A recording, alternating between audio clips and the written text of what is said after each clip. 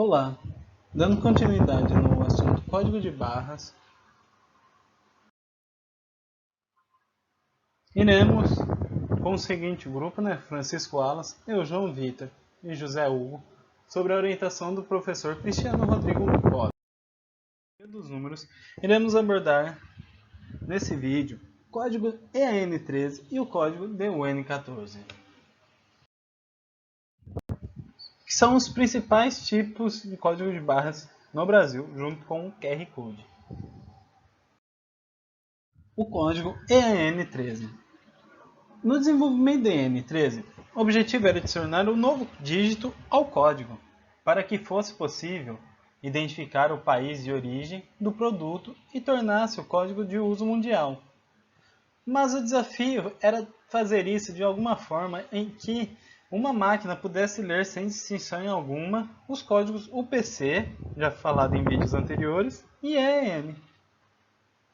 Mas se pararmos para pensar, um novo dígito adicionado não poderia sozinho identificar o país de origem, uma vez que só poderia distinguir 10 países.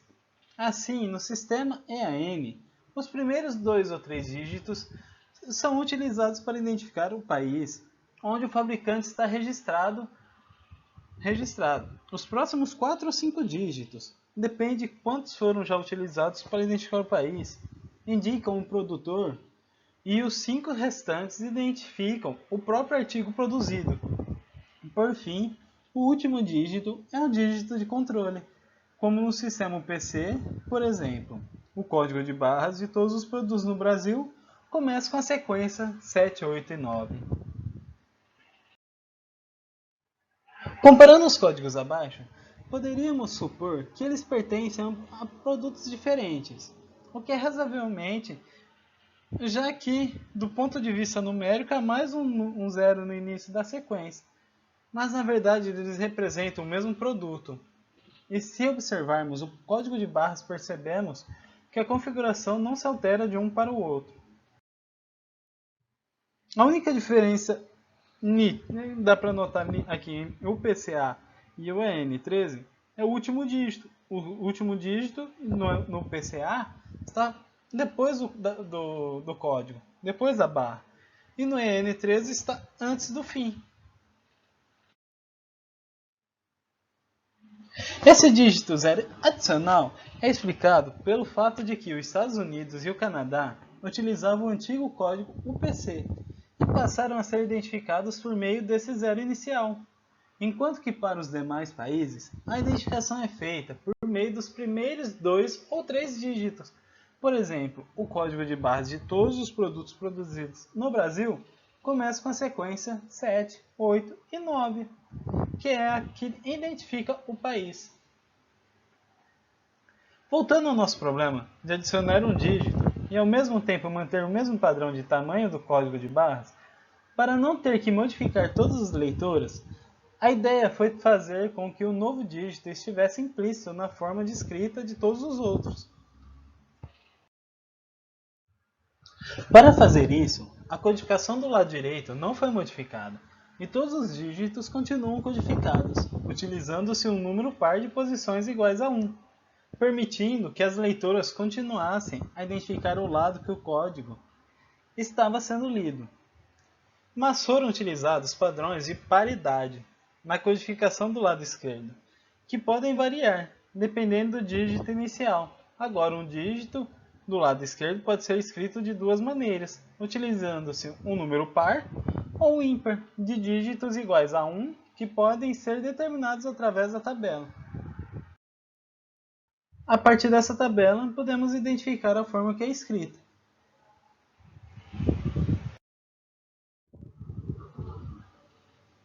Mas como vamos saber se cada dígito deve ser escrito por uma quantidade par de 1s? Ou por uma quantidade ímpar? Para determinarmos isso, há mais uma regrinha. Se o dígito inicial é 0, para manter o padrão do sistema UPC, todos os dígitos do lado esquerdo devem ser codificados utilizando sempre o número ímpar de posições iguais a 1, tal como antes. E para isso, basta consultar a tabelinha anterior. E se o dígito inicial for 1? Então, os 6 dígitos do lado esquerdo serão codificados de acordo com o seguinte padrão: ímpar, ímpar, par, ímpar, par, par. Mas e se o dígito for qualquer outro número? Também é um padrão a ser seguido pelos dígitos restantes do lado esquerdo, que determinam um número par ou ímpar, posições iguais a 1. Esses padrões estão na tabela a seguir. Aqui a tabelinha mostra o padrão a ser seguido com qualquer um deles sendo o dígito inicial. Para entender como funciona, vamos ver um exemplo mais prático. Suponha que uma barra de cereais produzida no Brasil é identificada pelo código 7895000266241. Como o código começa com a sequência 789, o primeiro dígito, que é o 7, estará implícito na codificação dos demais. Com base na tabela anterior, vemos que a ordem de codificação do lado esquerdo deve seguir o padrão ímpar, par, ímpar, par, ímpar e par. Bom, agora ficou fácil.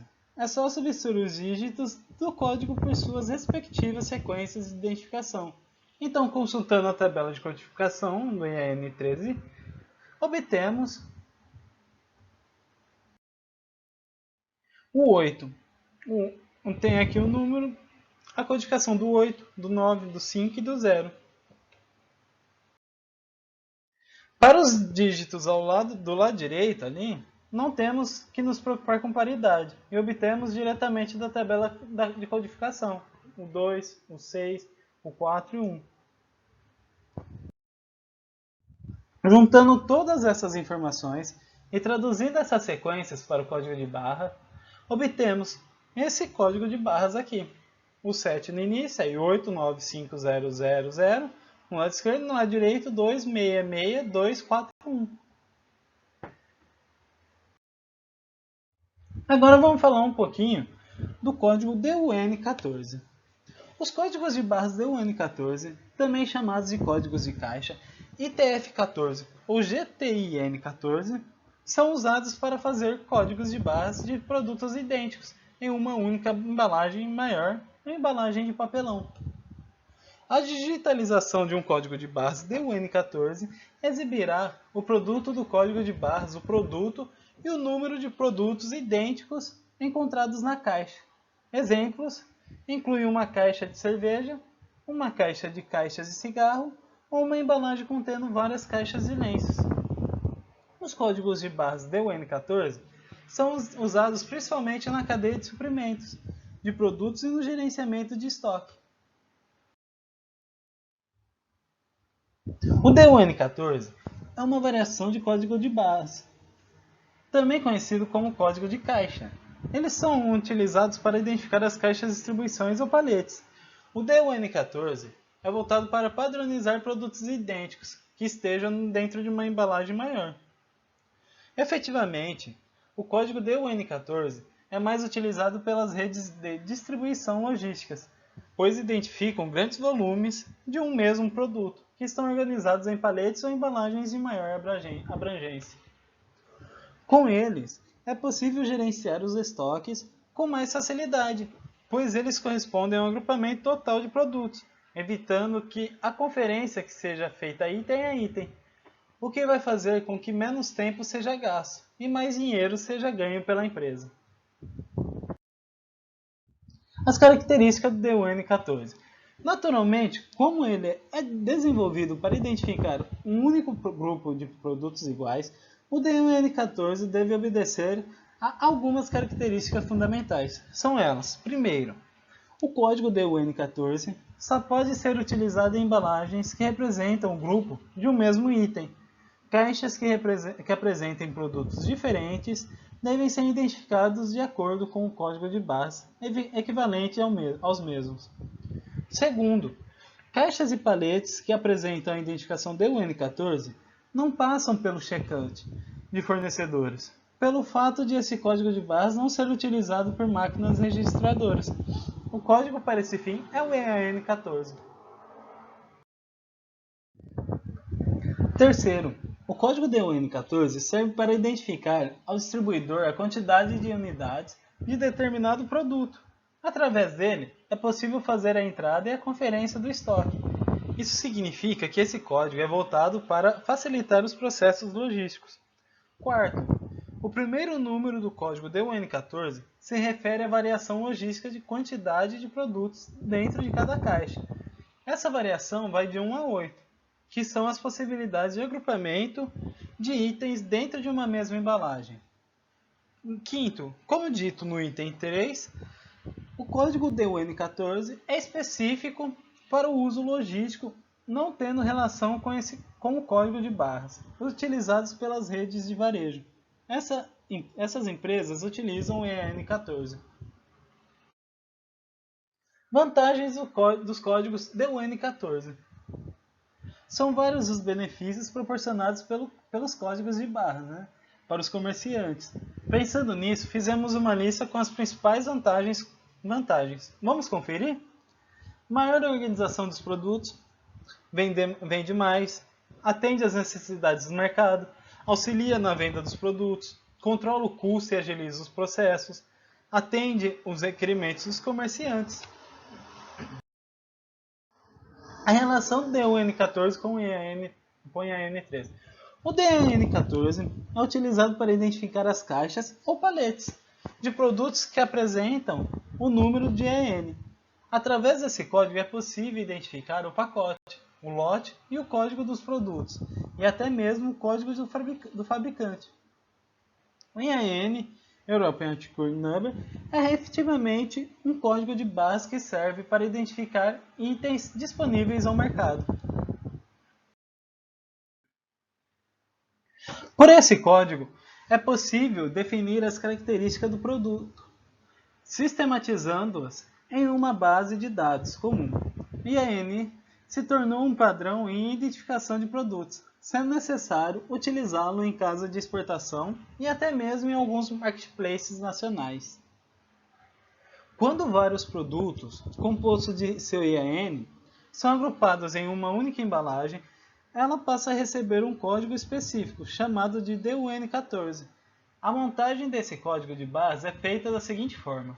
Utiliza-se o sequencial de identificação da unidade logística, SSCC, o código EAN, composto inicialmente de 13 dígitos, sem o dígito verificador, e o dígito verificador do DUN14. Essas foram as referências. Até o próximo vídeo, onde continuaremos com o assunto. Muito obrigado!